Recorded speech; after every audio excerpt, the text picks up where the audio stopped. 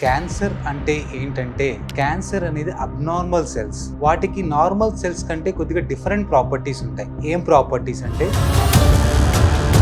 నోట్లో వచ్చే క్యాన్సర్ అనేది మోస్ట్ కామన్ క్యాన్సర్. ఇది ఎందుకు వస్తుంది? 100 మంది తీసుకుంటే 70 నుంచి 80 మంది కేవలం పొగాకు రిలేటెడ్ ప్రొడక్ట్స్ కానీ ఆల్కహాల్ తీసుకోవడం వల్ల కానీ ఎక్కువగా వస్తుంది. ఏదైనా ఫుడ్ బాగుంటే ఒక మోతాదులో తీసుకుంటే హెల్త్ కి మంచిది సార్. మోతాదు దాటిన తర్వాత తీసుకుంటే క్యాన్సర్ రావడానికి ఏమైనా కారణాలు అయి ఉండొచ్చా సార్? ఫుడ్ అనేది క్యాన్సర్ లో చాలా మోస్ట్ ఇంపార్టెంట్ ఫ్యాక్టర్. మనం తీసుకునే ఫుడ్, ఎస్పెషల్లీ నేను కొన్ని రకాల ఫుడ్స్ గురించి ఎక్స్ప్లెయిన్ చేస్తాను.